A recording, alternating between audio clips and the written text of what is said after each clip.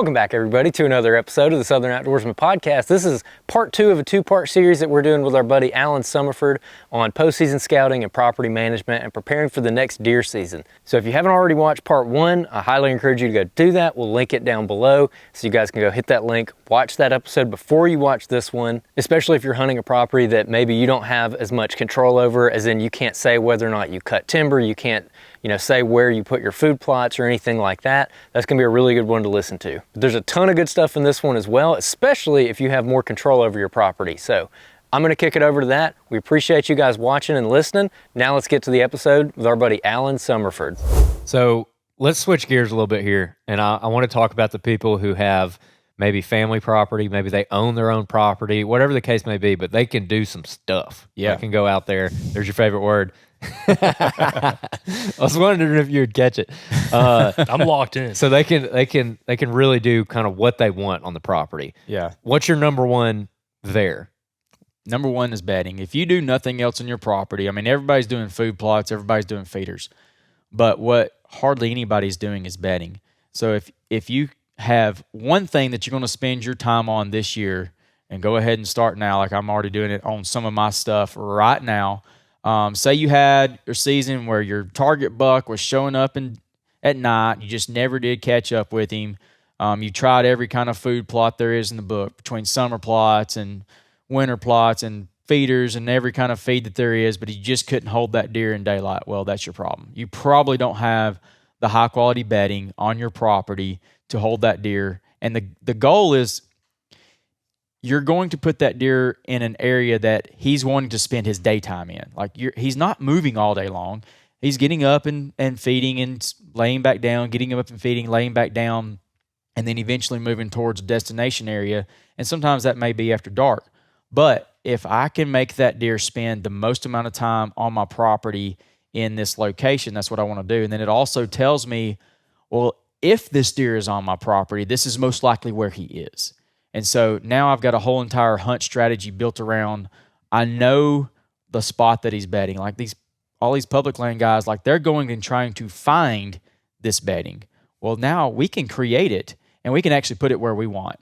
And so that completely changes the game and gives you a whole lot better hunt strategy when you're trying to hunt these mature bucks, is if you can set up the bedding, 70 yards off of your food plot with transition corridor running through the middle of it. And if you don't have it, you create it.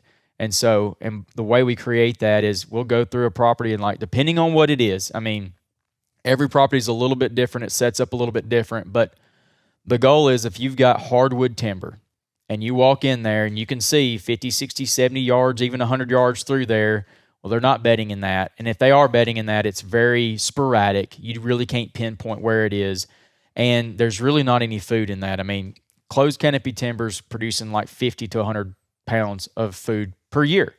And we're in a state where there's a lot of deer. I mean, you can't feed very many deer with that kind of habitat. And so when we create these openings like this is basically like a mini clear cut.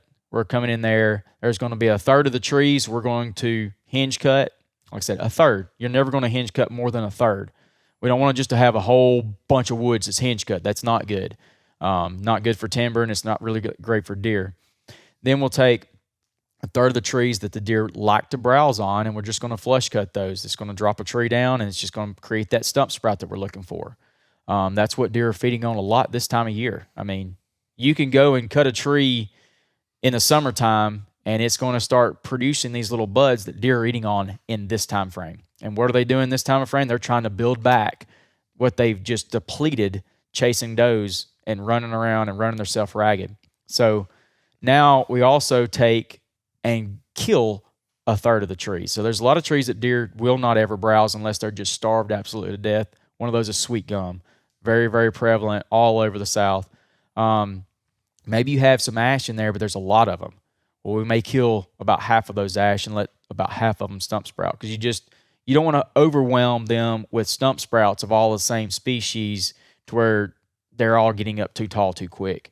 And so now we've created an area with, we've got the woody browse, we've got the structure, but then now we've also got like 90% canopy opening here, so it's like full sunlight. Now we're going to get that flush of grasses. and blackberries and smilax and all these things that deer are going to be browsing on throughout the whole entire year. I don't care if you're in ag country or if you're in like completely timber country, deer are feeding on woody browse 60% of the time, all the time. So like we've got to start creating that on the property. Now, when you've got that created, it doesn't have to be a huge size. Like a 2-acre size bedding cut is about as big as we'll prescribe. Now, if you're like a really, really small property, we may make that just slightly larger, or we may make a couple of them closer together than we normally would, just to kind of give, more opportunity to stack deer in. But on a larger property, they're not going to be super close together. We're going to have we really want to spread those out, maybe 100 or 200 yards away from each other, to where now we can sort of slip in and get between the two. And that's the corridor that I want to set up and be able to bow hunt. I've got so many questions on this. Yep, me too.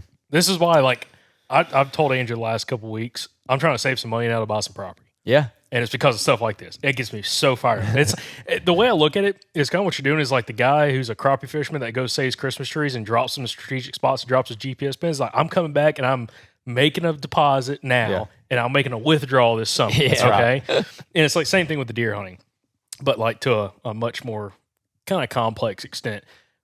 I've got a bunch of questions on this. Number one is when you were talking about your percentage of like what you're going to flush cut versus what you're going to hinge cut, and what you're just going to kill, whether it's hack and squirt, or because flush cutting doesn't necessarily kill a tree. No, flush cutting, it's not going to kill it. Yeah. Only thing that a flush cut will kill is a cedar tree or a evergreen. But any hardwood stumps is good on stump sprout. So we're talking about like a third, like you're doing things in thirds. And I'm glad you mentioned the 2 acres in size, because when I was thinking about this, the casual person just watching or listening was like, he's talking about cutting a third of all the trees on the property. No, that's not the case. No. It's very isolated spots that you're Right. doing this, upwards of 2 acres in size, for a If you don't do it half acre, it's not really going to be like smaller than half acre. It's not going to be enough. And if you do it bigger than 2 acres, it makes it a little bit harder to hunt. Like it makes it like you got almost too many trails to try to cover, so to speak. Whereas if you do it in like 2 acre size, you can hunt that. You have a lot more idea of like how to hunt around that. So you can even see off into it. Okay. Now, also, again, one thing, because I just want to mention it early on in this part of the conversation, is for the small landowner, I'm thinking of like someone, say like real small, like say 30 acres or less. Okay. And kind of like what you have here. But again, you got 28 acres here, you're managing right here behind the house. When you're dealing with that, and I'm going to look at more hardwood / pine country, and you have some clear cuts on neighboring properties, how do you compete with those clear cuts from a small landowner making bedding there? Because my brother's in this circumstance with his in-laws' property. Yeah, so you're not going to compete with that. Like, obviously, the bigger it is, the more deer are going to want to be in that. But here's the thing. Most of the neighbors, that clear cut's only going to be good for 3 to 5 years.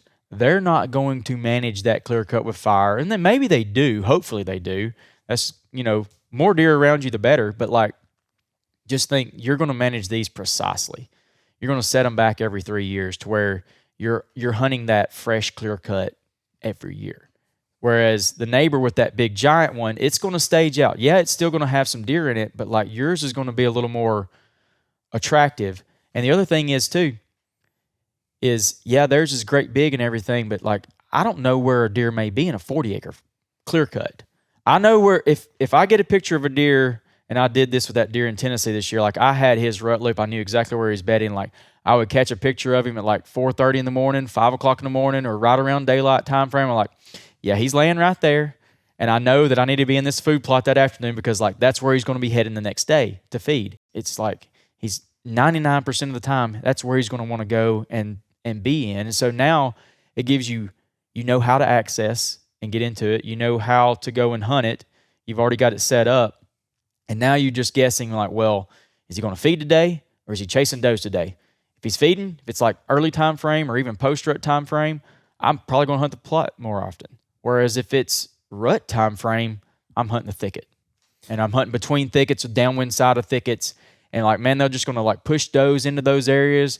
They're going to, when they get up to go look for does, they're going to run those. They're not going to be walking through the middle of those as much. They're going to be running around the edge of them trying to cover as much ground and get from this one to that one to that one and like scattered throughout your property. How much consideration do you give also to when you're setting up these bedding areas, basically just holding deer and keeping them away from maybe specific properties around you? The reason I ask, we had a listener reach out to us who, I'm not going to say his name because he's got a special deer on camera. It's a really, really big deer, and he looks really, really young. And he reached out and he's like, hey, if this thing makes it 2 or 3 more years, I mean, it's probably going to be a Boone and Crockett buck. Yeah. He might be a Booner next year. I don't know. Really good deer. And he was basically asking advice on what are some things they could do to essentially protect that deer.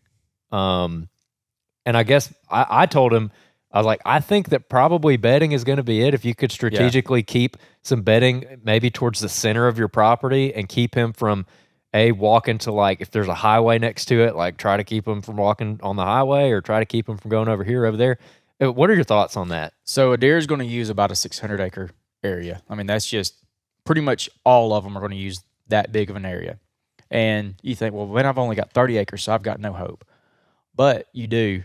The thing is like, yeah, you cannot hold a deer on 30 acres. I don't care what anybody says.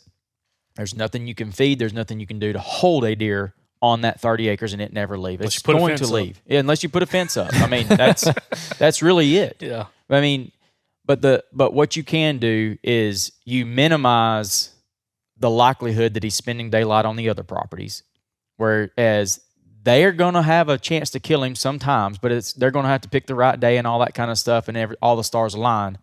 Whereas if I can stack in the most amount of bedding and thick stuff that's going to be really good, high quality stuff on my property, then I've got a lot better chance of killing him even before the rut ever gets there. And you have all that bedding close to a really good food source.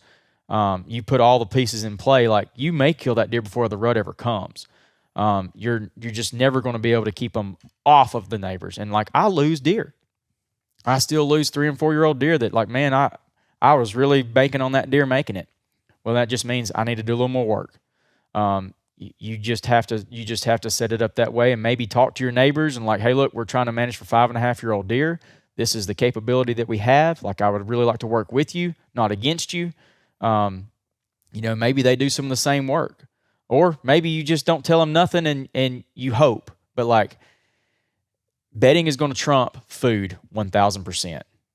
1,000%. Like, I don't care what food plot you plant. I don't care what feed you feed. Bedding trumps food. They're spending more time. Bigger bucks are spending more time in high quality cover than they are at a food source when you can kill them. So going back to the whole idea of food plots and staging and bedding cover, when it comes to a property architecture standpoint, in a perfect world, let's say you got that deer, like you got this up-and-comer, just superstar, and you want to keep him on your property and you're starting from scratch, and he's already using your property, would it make sense to basically try to put high-quality bedding towards the middle of the property and then kind of stagger out maybe food from there so he has a really high-quality food source to stop on your property? So maybe he hits that food plot on your place before dark, but he's not leaving your property. Whenever he is spending time on your property, he's not getting off until after dark. No, that's exactly what I try to do.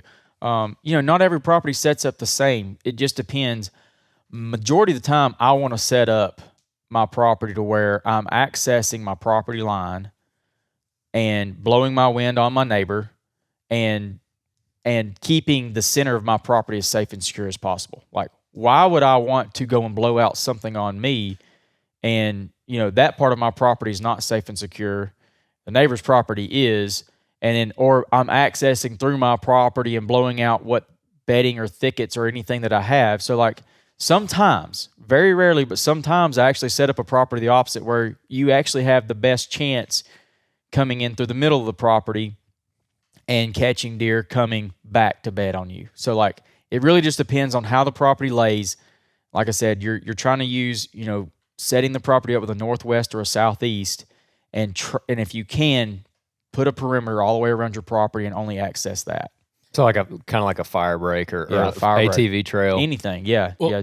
So our family farm, Anthony's farm that you've been out to, you and Kyle Leibarger, that's an interesting example of you can come in from the property line, but every access point's from the north on Yeah. that place. You can't come in from the south, big landowner right there all the way around it.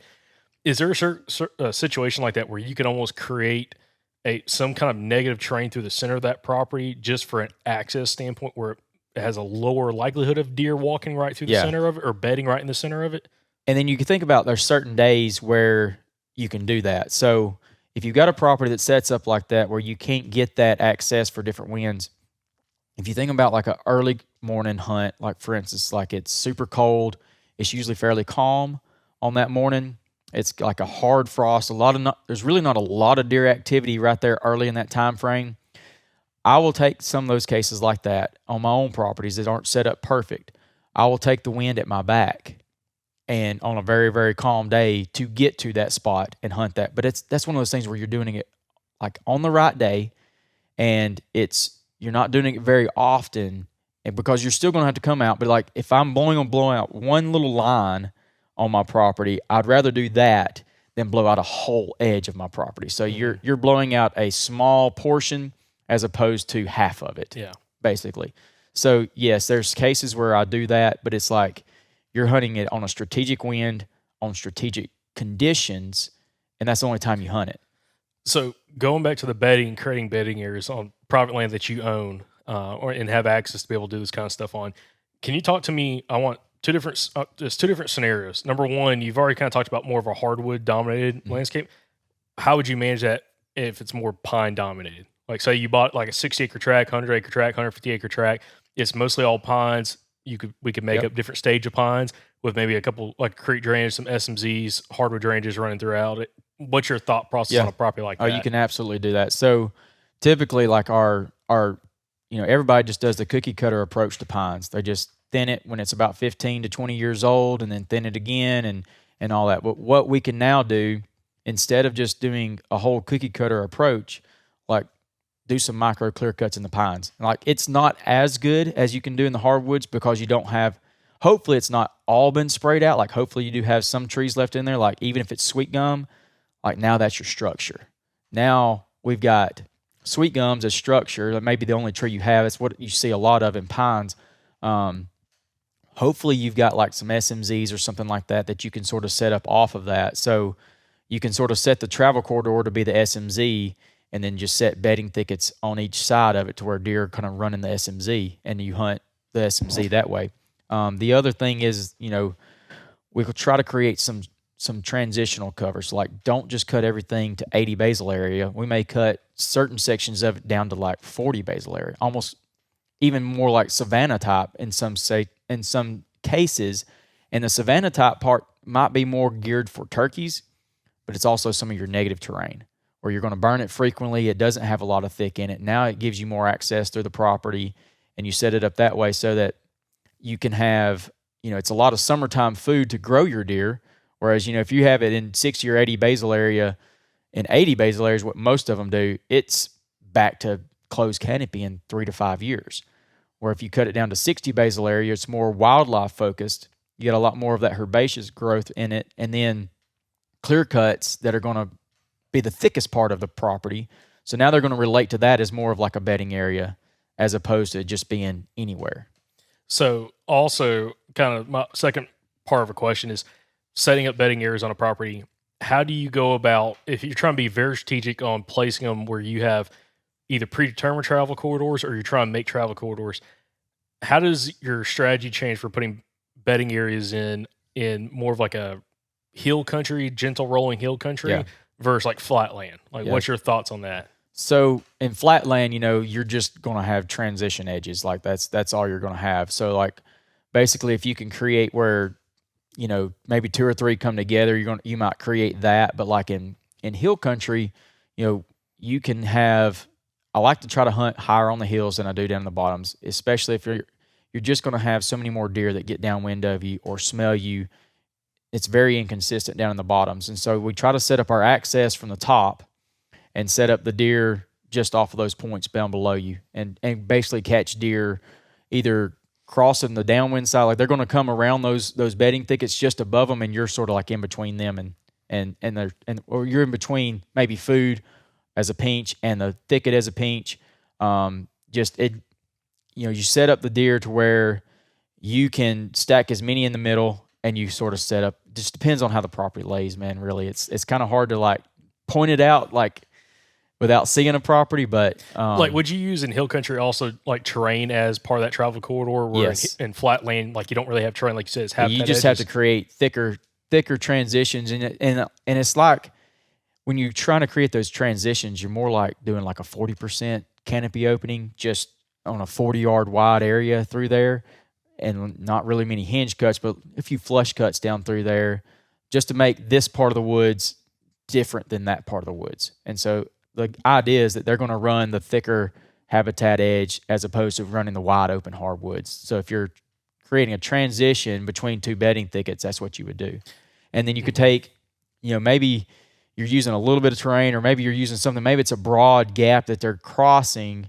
Now we come in and say, if we're trying to break that 60-yard gap that they're crossing, we'll just take enclosed edge feather up towards your stand location to where now they'll kind of come in there and they'll loop around that edge feather, mock scrape right there. Now they're at 30 yards as opposed to possibly 60 yards. And so you sort of set that up that way. Also, I want to clarify, because I know we're going to get questions on this. An SMZ, Stream Side Management Zone, is in pine country specifically, where you have the hardwood drainages running on the property. It's where they have to leave the trees for erosion control and all that kind of stuff. I just want to put that out there for people. Is there anything that you've ever done or looked at on properties that has SMZs on it, these hardwood drainages, where you put bedding areas either at the head of some of those drainages or anything like that, like use that edge habitat in addition to anything else around it as a point of putting a bedside at? Yeah, absolutely. And, you'll kind of have that finger that runs through there, but then you have like little smaller fingers that kind of come up in between there. And so like those are good places to sort of stack that bedding up. And depending on how you can access it, like I do have some thermal hubs that I hunt because I can access it from, say it lays north, I can access it from the south, and I really have a lot of negative terrain to the south. And, you get down there in the afternoon and you basically just tap into the backside of it. And when you've got everything set up in front of you, then, your wind's kind of coming down and you hunt it just the same way. It's only certain days that you can hunt it. And then you can set that up that you're basically just looking down between it and they're crossing. Yeah, another thing, by the way, we said it a bunch of times, but negative terrain being where deer just are not at during daylight hours. Yeah. And it's like wide open hardwoods. I try to keep some of that on the property to where you can just access through. And yeah, deer may be in it. They may feed on acorns in it. You may bump deer through there from time to time, but it's where the least amount of deer are spending their time. Like we're trying to focus everything on the thicker habitat. Mm-hmm. Yeah, because you can almost have too much of a good thing, right? Yeah. Like if the whole property is just primo covered, a lot of good food on it, and there's just deer everywhere, it's really hard to get into that property clean. But also an interesting thing you brought up earlier is when you have to walk through some of that positive terrain and get on the X, everything behind you, you're going to get blown at from behind you, like specifically does are going to be back there, or, coming out at night, you're going to bump them off. Yeah. And it's just not good. And so that's a great point too that I was going to talk about is like, I do hunt the X sometimes. And it's like, when there's going to be certain conditions, certain days, and in certain times of year. If it's early season, I'm not in that spot. Like I'm staying out of that spot. Like it's just so invasive to get to those areas that, and I feel like if you bump deer and blow deer out that time of year, you harm the property so much more. Whereas in that rut time frame where everything's just kind of stressed and running and like deer are blowing at other deer a lot of times, like you can get away with a lot of that. And so you pick your days based off of the historical data, and then based off of knowing even if you don't know historical data, this is when I would go into those areas during that peak rut time frame where most stuff is kind of locked down, bedded down in the thick, tight cover. You get in there early in the morning and you hunt through midday, and it's on a really high quality day. It's like you're just going in there for that specific deer, that specific day. And yeah, you may bust some deer. It's okay. Deer will come back. But like when you bust deer at that time of frame, I don't feel like it bothers them near as bad. I mean, I have actually had deer blow and run in. And so it's almost like sometimes those deer like hear something going on. I've watched younger bucks actually blow at mature bucks and run off. So like, I don't feel like they associate it necessarily with human presence as much that time of year as they would other times of year. All right, guys, we're out here today. Got a little in the field tip for you. We're scouting this fresh clear cut. I think this was cut sometime in the spring. We identified this using onX's recent imagery layer.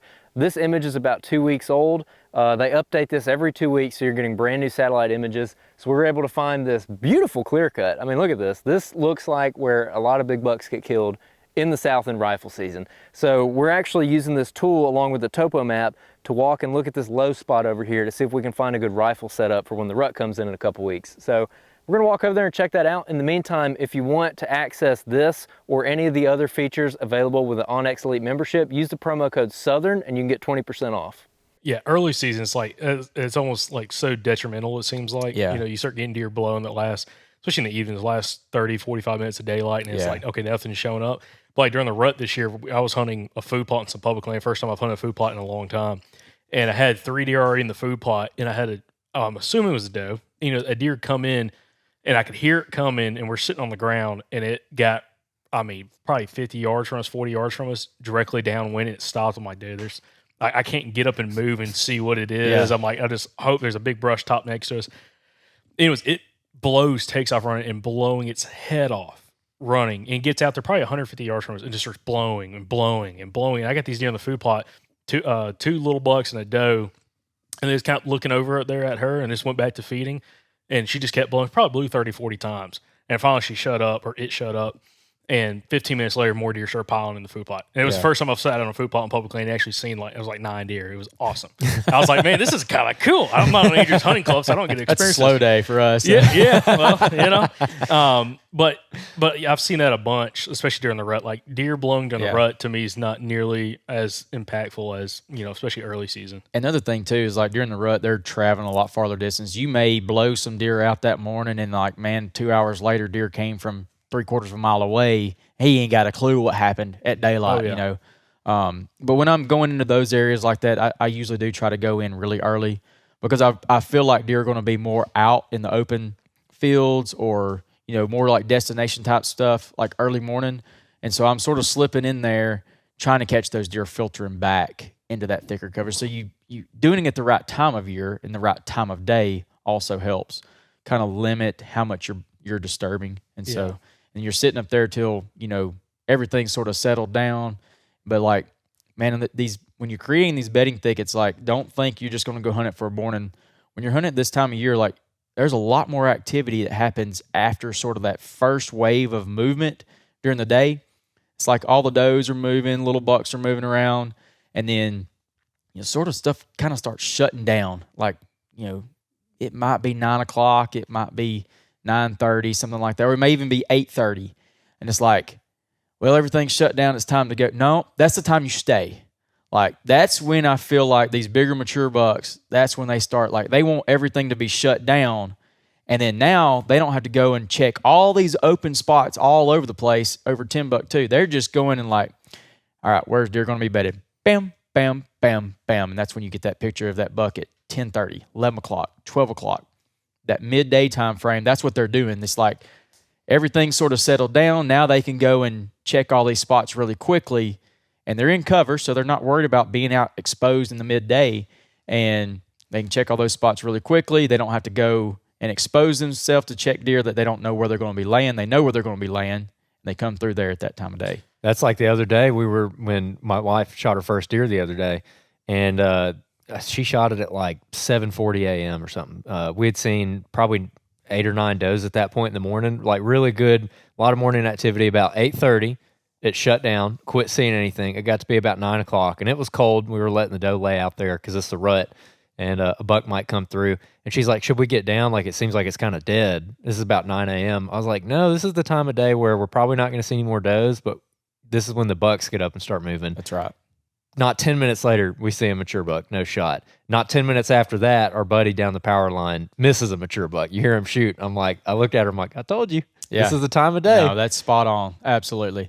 And then, you know, I also like to get to my stand earlier during the day, during that time frame too. It's like for an afternoon hunt. Man, I used to go get in the stand at like 3 o'clock or whatever. Well, like, man, the rut time frame, you better be in that stand early. I mean, 11 o'clock's not too early. Like you may be even like right at the tail end of that movement in the morning. But I mean, that deer right there, we were hunting him. I saw him in the field on the 23rd. Of course, that was just a bed to food pattern right before the rut. But like the rut time frame, I hunted him, and we were like, man, it's been really cold this morning. It's super, super windy. We know they didn't feed this morning. It really wasn't much action on the cameras that night. Like you tell it, like really shut them down. Like we better be in the stand early. My cousins were down there hunting with us, and I told them, I was like, hey, look, we need to be ready to go at 11.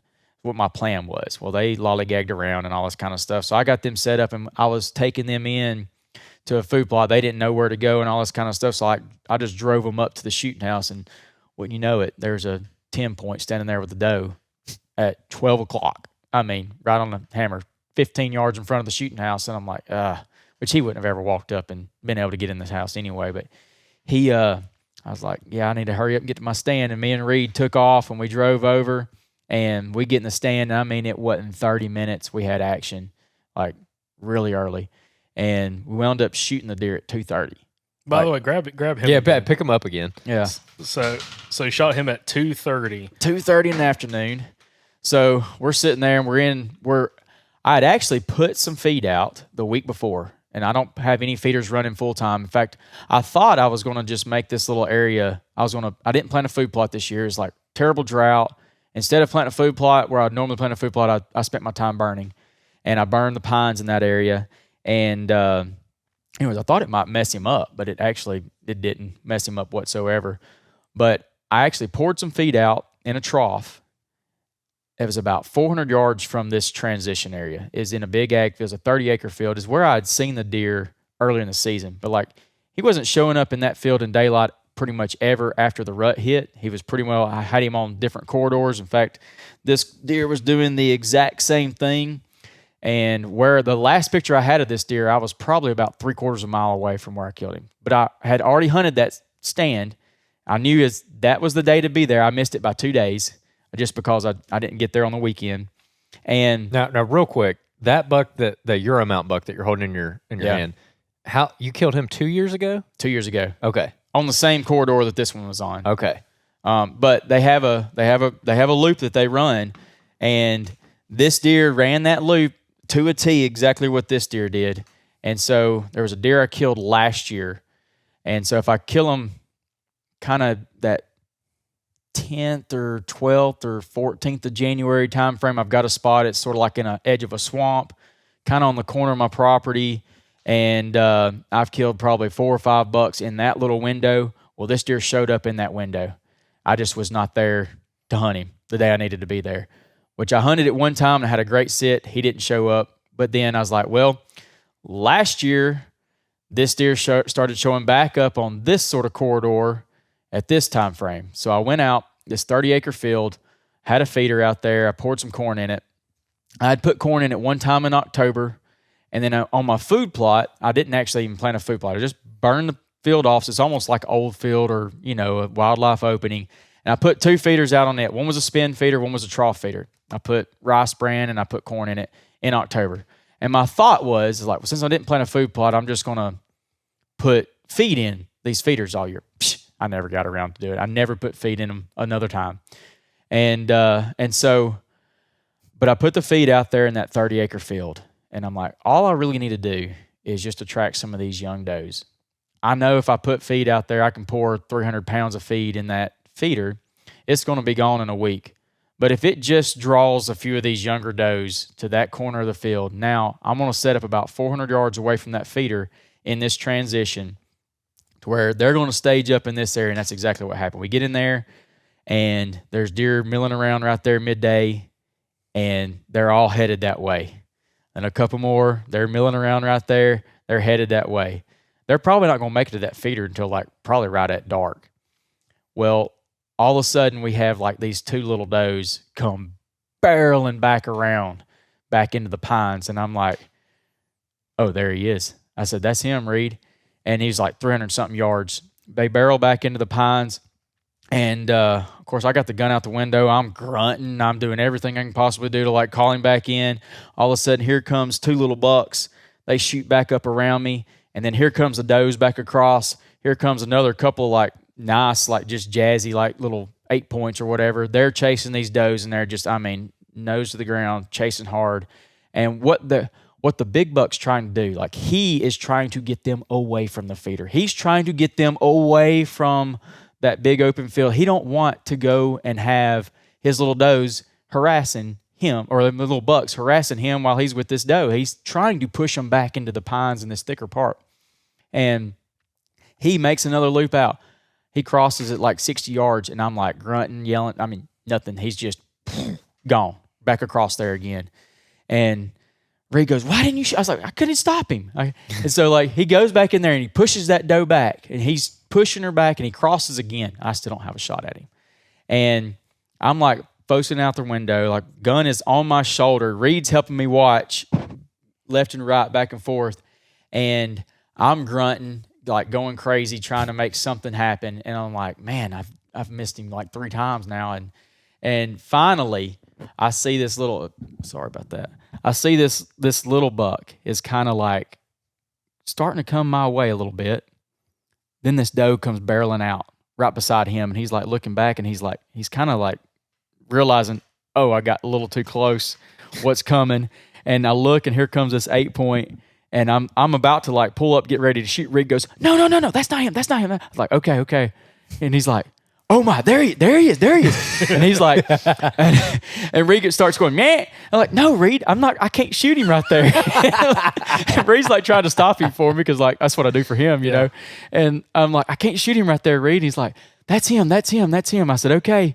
And he's behind this big oak from me, and we're in a bigger shooting house. So like he's got different angle than I do, and I can tell when he's going to cross, he's fixing to cross wide open. Like he had stopped, kind of like is a bunch of plume grass, like really tall and thick, right on the edge of these pines. And he don't want to get just out there in that kind of open area, but he's like, my doe's over there, and this buck's right here, and like they're chasing. There's another buck over there, kind of chasing around still. Well, then he finally commits, and he's like, all right, here we go. And like his next step was wide open. He's like, I don't know, 40, 50 yards, something like that. He's close. And I'm like, man, hey. When I held hey, he finally locked the brakes up, and like I already had it on his shoulder and pulled the trigger. And like then Reed's like, man, you almost shot the wrong deer. Yeah, hold them up like kind of at your chest level. Yeah, so I mean that deer is a absolute tank. Man, so you shot that with your son in the blind? Yeah, he was with me. How old is Reed? He's 10. Dude, what an awesome memory. I mean, yeah, it was pretty incredible. I was really excited. Like I was really excited he was with me in the blind, and I mean for him to get to experience it, because like I've got to experience it with him so many times this year and in the past too, and like he's actually like really never been with me on any of my hunts where I've killed like a big deer, you know. And so like we were high-fiving in the blind and everything, and then all of a sudden more deer run out. He's like, oh wait, maybe I can shoot a doe. So it's like, let's get quiet again. So, but no, it was Dude, fun. I have a feeling one day we're going to be interviewing Reed. He's going to grow. That kid's going to grow up and be a killer. Dude. Oh man, He already is. I know. So he got to do a podcast with me with Land and Legacy a couple weeks back, and like it was pretty fun. And man, he went around telling everybody he was a podcaster now, and so anybody that would listen. That's too cool. He's got better personality than I do. My wife always told me that he was going to be my claim to fame one day, so I'm going to set him up. He's got a heck of a head start, man. I think the first time we came over here, because we talked about Reed last time we were over here a little bit, I believe. Me and Jake killed were a like, big deer in Tennessee. Yeah, we're like, man, that kid, he's got such a head start. He's got Alan Summerford as a dad. He's already like hunting all these big deer. Where's he going to be when he's like 35? It's going to be. I feel sorry for all the deer in his path. Yeah, no doubt. Yeah, he actually has got the biggest deer we've killed in Tennessee. I set him up on it. I told him, I said, I'm only going to give you till the youth weekend to kill this deer. And I did not hunt him, and I had so many daylight pictures of this deer, like drove me crazy. And I said, if you don't kill him youth weekend, buddy, I'm because I know he's where he's at. He's probably going to get shot by the neighbor if I don't kill him early. And this neighbor feeds. He doesn't really hunt, but he feeds, and it's illegal to feed in Tennessee. And so like I was really worried, like, man, I don't want this deer getting shot off a porch. Like this deer's pretty special. And so I've got it set up where like my best habitat is actually right surrounding this guy. And this guy's a great guy. I love him to death, but like I just can't stand that he feeds. And so I was like, Reed, we've got to kill this deer. I know he's already been seeing this deer. Like he drops off of one thicket to the other, and it basically goes a little sliver on the property that's his, and he crosses that right there. He can watch it. So I said, you've got to kill him by. And we hunted it that weekend, and the last light of it was a Sunday afternoon. I mean, last light. I'm already packing my stuff up. It's starting to rain. I'm like, man, it just didn't happen. Reed goes, Daddy, there he is. And I said, I look out there and I'm like, that's him. I was like, get on him. Like, you can shoot him right there. And this is early on in our, like, he was not as, John in the spot to pull the trigger then as he is now. And so it's a process when you start hunting with a kid. Like, it's not, we can just pull up there and just pow. They have to go through their little process, and you really want to set them up for success. You don't want to rush them. Well, the deer steps back in the woods, and I'm like, oh, no. So I grab my grunt call, and I grunt a couple times, and I'm like, man, buddy, we were so close. And we're just sitting there watching as, like, we feel like last light is fading out. I mean, we've got, like, maybe 5 minutes to get a shot off, and it's it. And he steps back out, and he works a scrape on his way out of the stand, and he walks right straight out in the middle of the food plot, and he's like looking around. I'm like, busting, buddy. And he put it on the mark, and that deer almost hit the shooting house. He died like 5 feet from the we were like literally stepped off the shooting house, and there's the deer. And so it was pretty spectacular. And that deer wound up being piebald.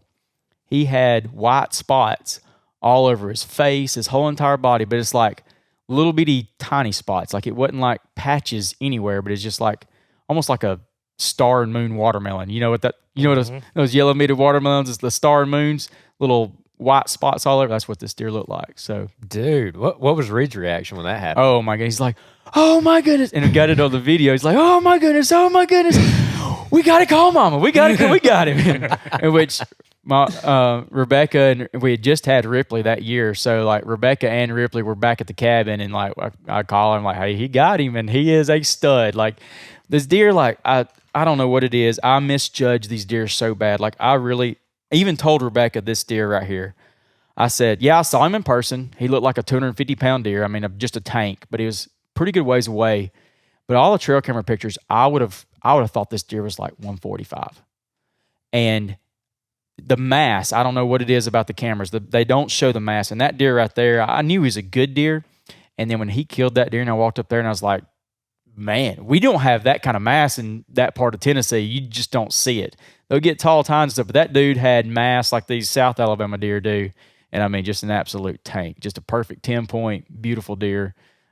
Just really, really awesome deer. So he's always been like, yeah, I've got the biggest deer on the farm and all this kind of stuff. And I've set him up the last couple of years. Like I have not really, I've put him on every big deer I've had a chance at, and he's killed them.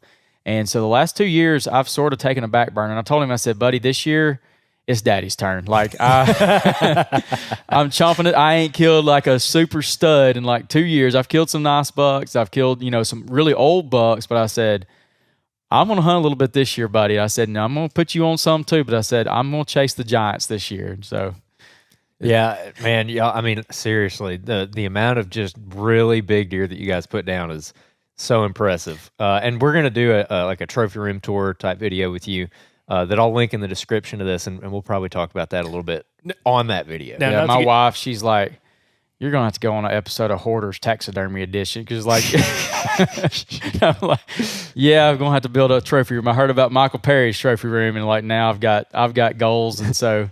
Our house is not, we don't live in a small house, but we don't have a lot of wall space, so it's time. Well, I mean, and one thing, again, we'll talk about this in that video, so people can go watch that if they want to go deep on this, but I just want to mention it that, again, you're killing deer that don't look like they're from Alabama, and, maybe you're in a good part of Alabama genetic-wise, but there's no doubt that a lot of it has to do with how you guys manage and letting deer get old.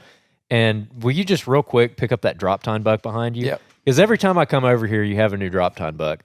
And this thing, so this is a deadhead you found, right? Yeah. So I was doing a burn, and I had a lot of history with this deer. In fact, I passed it probably 3 or 4 times with a bow last year, and I made Reed pass on it last year.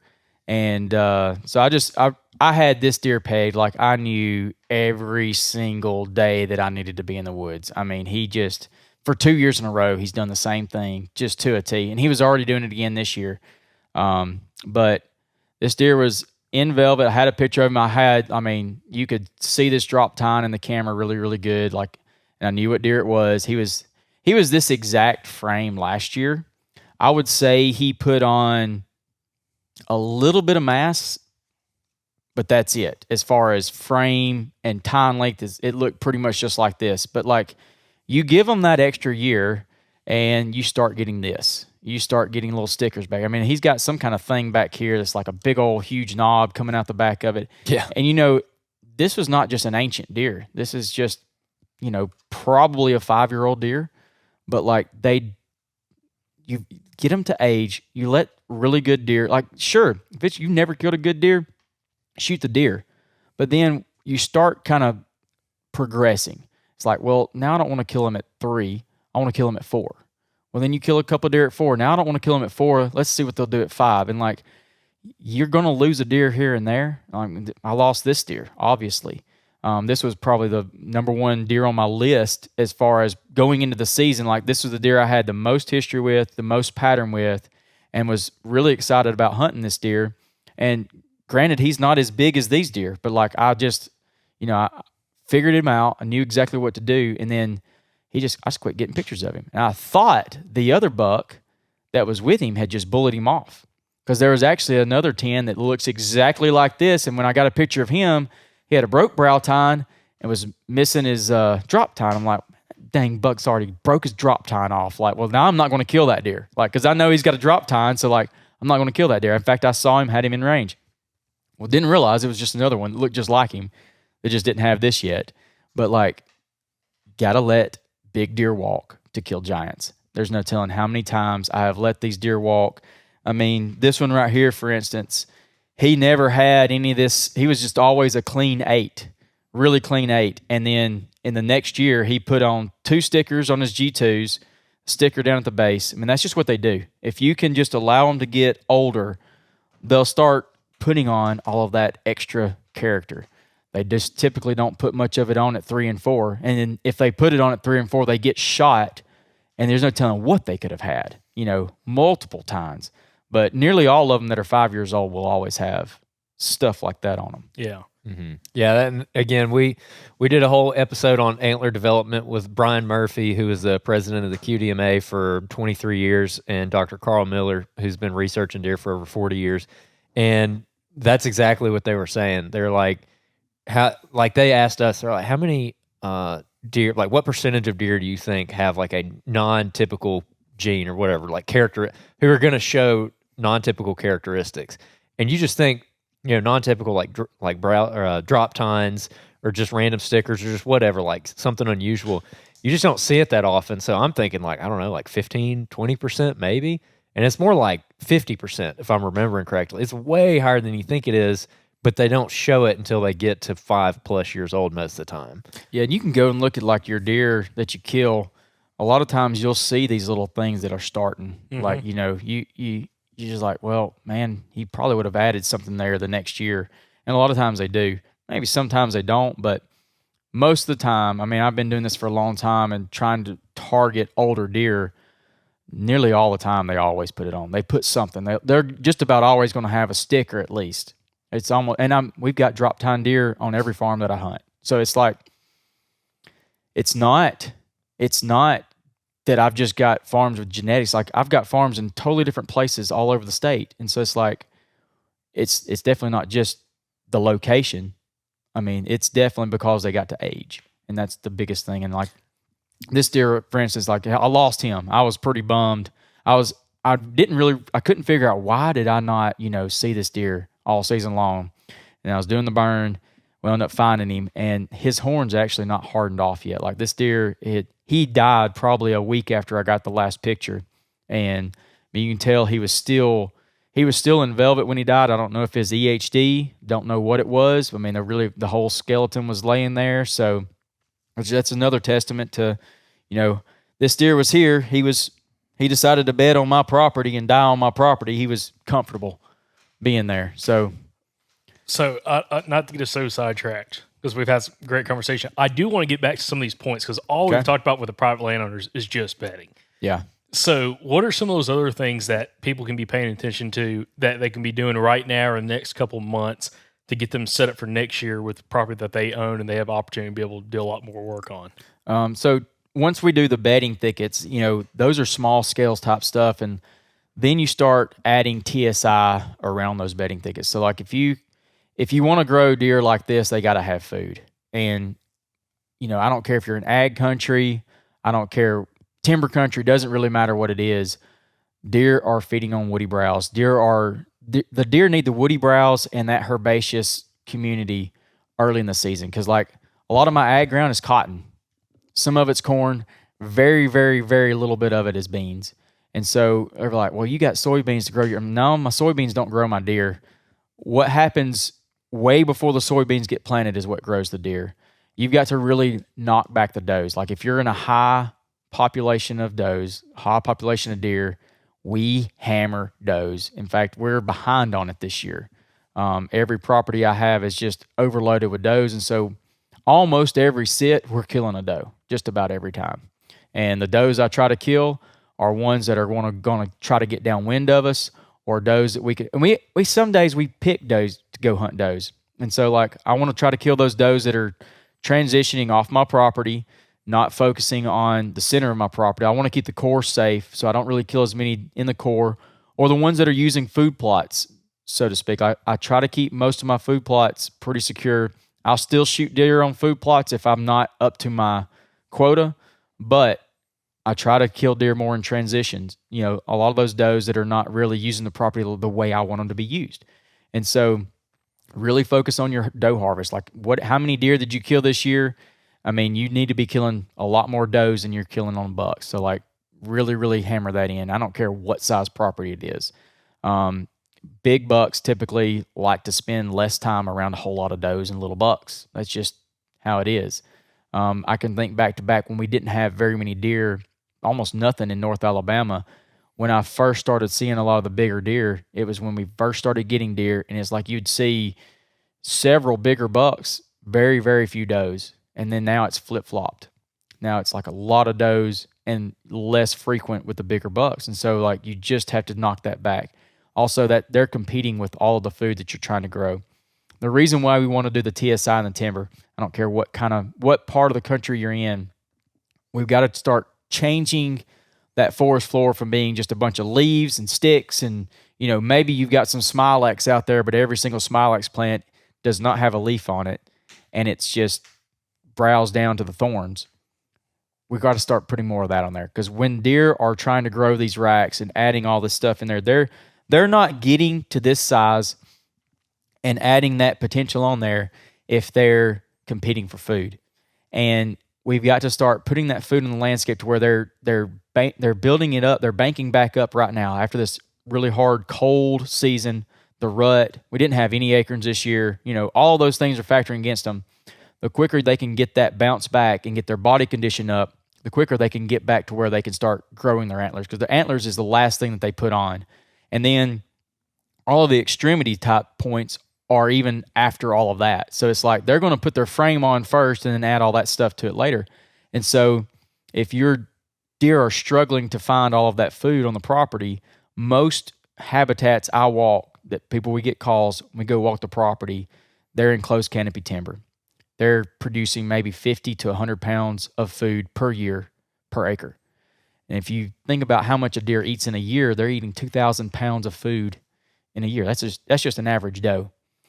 Well, if you start doing the math of how many acres you got, how many deer are you actually feeding? And they're actually probably just surviving. They're just getting by. They're not actually thriving. They're not getting to their potential. Then now we've got to start going and adding that into the property. And the easiest way to do it's in your timber or your old fields. I mean, for instance, if you've just got, old fallow fields that are grown up, just keeping those reset on a 2 to 3 year basis. 3 years is almost too long, but keeping that food at the height that deer can reach.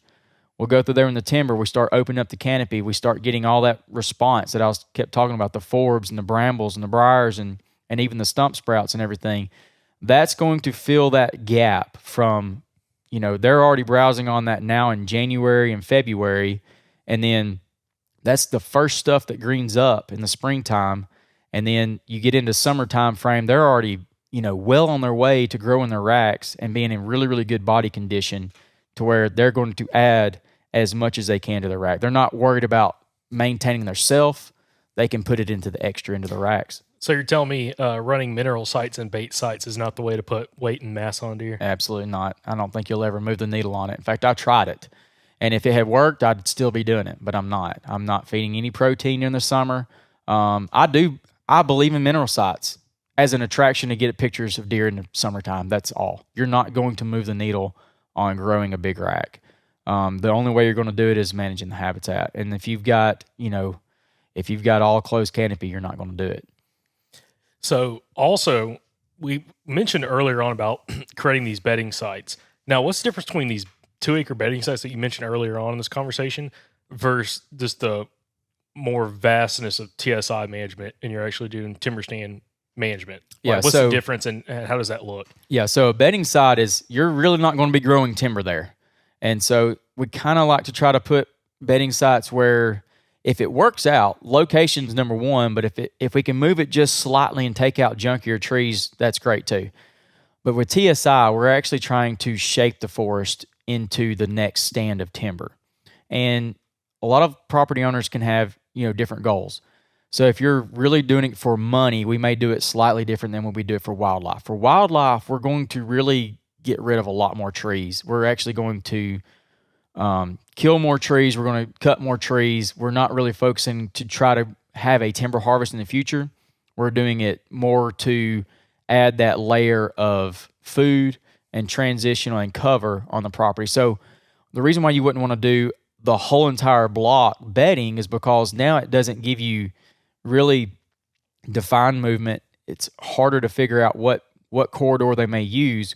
We'll do small pockets of bedding, but then around that bedding and everything, we'll start doing that transitional type stuff. And then just adding food. Like when you go to, say, a 30% canopy opening, you increase it up to like 300 or 400 pounds of food per acre.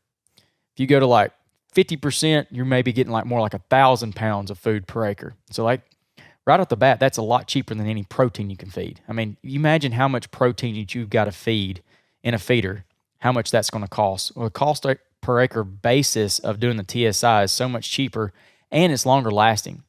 You walk away from that feeder, quit feed for any amount of time. Well, what are the deer doing in that time frame? Just say you miss 2 weeks.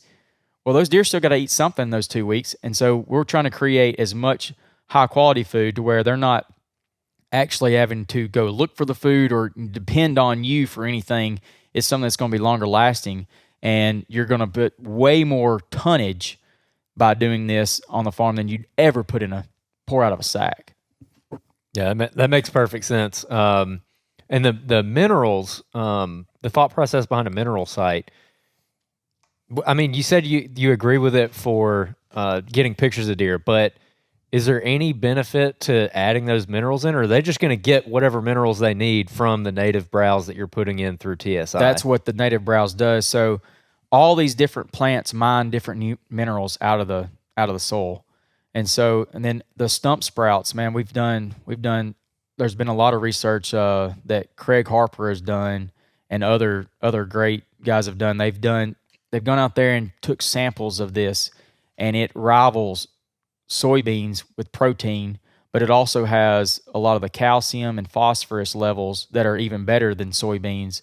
And so when you're putting more of that on the landscape, you're basically putting it in a location that deer want to be in anyway, but it's also better than what the soybeans are providing. And not everybody can grow soybeans. Like, I don't care, some of these areas with all these deer, in fact, our farmers down there in West Alabama, they barely can't even grow soybeans on a 20-acre field. They're fencing 20-acre fields off just to try to grow soybeans.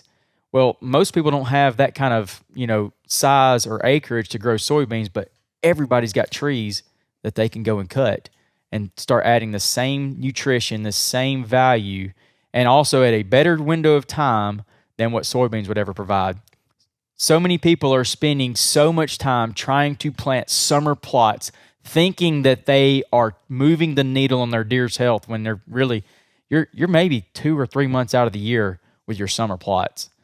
I mean, you're actually a lot of times going in there and killing some good stuff like clover and stuff to go and plant cowpeas or lab or, soybeans or whatever. Sometimes you're taking away some of the best stuff on your farm to go and try to plant a plot that probably going to fail because it's small, probably going to not even be anywhere close to the tonnage that your natives are going to do.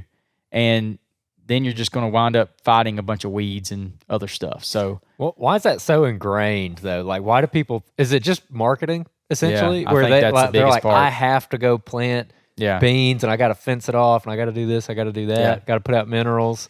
I think of summer food plots as nothing more than an attraction. Like it is and I use summer food plots in certain places, especially Tennessee, where we have a velvet hunt. I plant American joint vetch. That's the only thing I can plant, really, because of the deer numbers and the size of acreage I have to plant. I can get a good stand of joint vetch, and I have really good success at killing velvet bucks on that field, just because it's sort of like I said, with everything kind of senesces at that time of year, whereas the joint vetch is still very, very viable. It's very young and tender. It's still really high quality. They're seeking that high quality protein. It's not changing them, how much it's growing the rack, but they're attracted to it. So it's almost like baiting in a sense. They're attracted to that high quality food source that's there, and that's what it is, and that's all it is. Like the amount of tonnage that you can produce on food plots is just not there, and the timing is just not there. Now, example, talking about planting soybeans because you think it's going to help out, but it doesn't produce tonnage, and also the deer wipe it out is my uncle's farm. Yeah, because when you were out there, perfect example, dude. Alan was schooling me and Anthony while we were out there. Like, okay, you put it on these small soybean plots. It is mowed down to almost the dirt. Like it is like 4 inches tall, like one leaf on each one. All the tops are bitten off, and they've been in the ground for probably 30 days, something like that. And then we walk over into some of the areas that he's been doing, not using a mulcher, but using a brush head on a skid steer, and open up a lot of the ground, and all this stuff was growing back up, which I was just like, it was just a bunch of weeds. And you and Kyle started naming off all these different species, and you can see the browse line, but it's everything is like that. It's not just like you can see dirt, and then there's a soybean plant, and then 6 inches, there's a soybean plant, and there's dirt all around it. It was like complete opposite. Well, the example they gave, which I think did a perfect job of illustrating it, is you got a 5-gallon bucket, you got to fill it up with deer food. If you go into that soybean plot, you're going to be walking up and down, picking leaves. If you go over here into that native mix that was already growing, you could just sit there on your butt and fill that thing up, no doubt, in one spot. No doubt. And the deer, they're browsers, so they're going through there, whatever they need, that's what they're going and like browsing and getting. And Mother Nature can't do. I mean, it does it way better than we can do it. Like we can't.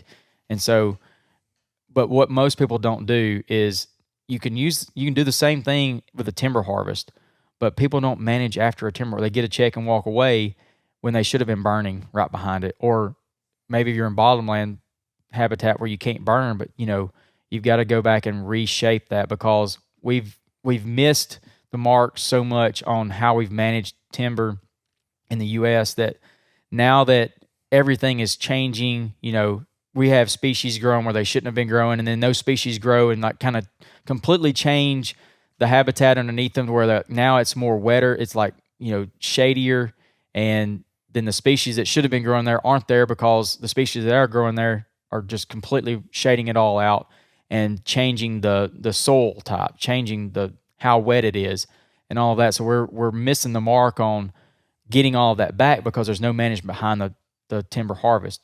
If you would go in there and keep that opening back and not let it just all stump sprout back and just grow up, because we've got a lot of things that are missing now with fire. We've got megafauna that would have changed things a long time ago, with the bison and everything. All those things are a little bit different now, so we have to manage it with a chainsaw and a squirt bottle.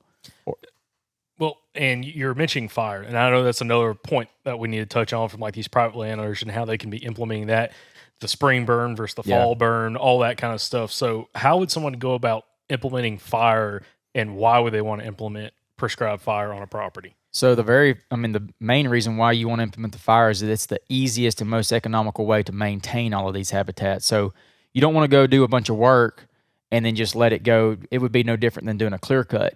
And so things stage out after time, and the fire just resets all of that. The fire will create all these stump sprouts. It goes and it top kills trees. Well, then that tree is going to resprout. That's what, it's designed to do. And so, but you don't want to just go and burn closed canopy timber. It actually does more harm than good. When I see people all the time, they're going and burning, and it's like they've not done any work in the timber. It's all closed canopy. All they did was go in there and they burned all their smilax, their blackberry, anything that was a basil leaf that has been putting out that what little bit it had to basically survive. Now they've gone and killed that. With no sunlight coming back, its roots don't have enough energy to come back out again, and they actually get rid of it. And they just have leafless timber. But you go in there and you do a 30% canopy opening and then roll fire through there, then you're actually doing something. Or if you're, right after a clear cut, man, you may burn like consecutively 2 or 3 years to kind of shape that into a fire tolerant species. Like if it's upland, man, it really needs to be post oak, white oak, chestnut oak, and hickory. A lot of those, fire loving species will start to come back. You don't get oak regeneration in closed canopy timber. But when people are clear cutting now, they're clear cutting, and then there's a lot of poplar and sweet gum and other things in those areas that don't like fire. Well, then they grow up really, really fast, shade everything out. Now you can't burn. Now you're not going to have oak forest anymore. And so that's where a lot of people are missing the mark, and we've completely changed the habitat type that's here. So the burning is going to maintain all the work that you do. Your fields, that's going to set back that woody growth, and you can time your burns to where you're not always doing a spring burn. Different fire timing will give different results. So typically your fall burns will do a lot better job at producing forbs, where you're getting all that. They'll kind of come out and be like little basil leaves all winter long, and then be the first thing that kind of starts greening up in the springtime. And then your spring burns will kind of be more promoted towards grasses. So like if you're needing more cover and stuff like that, you can have, some spring burns mixed in. And typically your spring burns are kind of your bigger burns, whereas your fall burns may be smaller pockets and stuff. And, everybody's talking about turkeys, and that's on the brain, here coming up really soon. Well, the biggest thing that the turkeys are lacking now is brood habitat, where, you can actually create a lot of brood habitat with timing of your burns. And so all of those things can help create or, mimic what the Mother Nature would have done. You're burning at different times. Mother Nature would have burned all through the summer, the fall, the spring, the winter. It's basically when you have the right conditions to burn. So having the diversity of fire across the property will give you the diversity of plant life across your property. So in regards to fire, what are some of the I guess points of interest that people need to be paying attention of? Again, if they want to burn right now, what do they need to do? Kind of the fire permit, getting stuff prepped, and how they go about, instead of burning a whole property, like say they get 50 acres, not burn the whole thing, but how would you go about section off what you ought to burn this year and then kind of start rotating? Yeah, so biggest thing is creating really good fire breaks. I mean, pretty much anybody can burn if you have good fire breaks. And I really recommend, if you've never burned before, go and try to tag along on a burn somewhere. Watch how it's conducted. Look at how they create their fire breaks. Always have a backpack blower. I use a 4-wheeler sprayer some, but I've actually got to where I use a backpack blower more than anything now. And you can have disc fire breaks. You can have mowed fire breaks, but you just got to get it, down to dirt basically with whatever you're using, and then back away from your sketchiest fire break. I always start a backing fire at the worst part that I like. If a fire got out, I don't want to fight it over here. Well, that's where I want to start the fire. And if it's kind of sketchy, you start it early in the morning and back it away from that area. And then you don't just go and light 100 yards at a time if you don't really know what you're doing. You light small little sections. Let it burn a little ways, start backing away from your fire break, it blacks in, add some more to it until you get around. Then you can run a flanking fire, which is kind of like a side wind fire, and then you run the head fire. You never want to run a head fire right straight at a fire break, unless it's a doggone good fire break, like a 20-acre tilled up field or something. But start figuring out what will burn and what won't burn. I mean, if it's closed canopy, you're not going to be burning in that. And then a lot of times you can go 3 years post clear cut and it's not going to burn. Once it starts getting all those saplings and everything in it and you don't have fuel, then it starts getting hard to burn. So really focus on getting on those burns quicker. And if you have to reset it mechanically or with herbicide, then you burn frequently at first to try to, make sure you can have the fuel to burn. Really, really set back everything to where you can manage it. Then you can back off on a 2-year window or a 3-year rotation or something like that. But, I've had a lot better luck if you're in pines country. Like when I burned in the fall, I burned in October this year. And I've burned that spot. It's pretty flat. So it's heavier soil. It's kind of black belt area. So it holds a little bit of moisture. And I've just really struggled to have my goals met burning in the springtime. And I've burned on good days before, and I've gotten pretty good fires to go across it, but it's not done anything to the woody vegetation. This year, I was like, I'm done trying to do that in the spring. I'm going to plan for a fall burn. And it's the first time I've burned in the fall, and it's actually like the perfect amount of wind, perfect amount of dry, really, really good, like low humidity. I started it early in the day, and I backed the fire all the way across the whole entire thing, and it smoked every hardwood tree in there. Smoked every cedar in there. I mean, like they're toast. Well, those have really, really been set back because all of their nutrients were up in the tree at the timing of the burn. Now, when they get ready for winter, all the nutrients go down in the roots and they sit there in the roots and then they bolt back up in the spring. So what a spring burn does is it just top killed everything that was basically not really had any nutrients in it. And then in the springtime, all that nutrients just flushes up and sends a new shoot up, and it doesn't really have anything hurt. But when you take all that food away from that plant that should have been going down in the roots in the wintertime, it doesn't get that. Well, then now it's having to go off of like last year's reserves to try to, and if you do that for 2 or 3 years, you can shape it from completely get rid of all the woody vegetation if you want to. But, just doing a burn every 3 years is not really going to change it down here. We have to burn more frequent than that if you've got woody vegetation that's kind of taken over. And that's what you mean when you say transform it into like a fire tolerant ecosystem. Yes. Like you do that 2 or 3 years, the poplars, the sweet gums, they can't handle that. Right. And you're gonna kill them out. That's right. Now you can't go and kill big mature.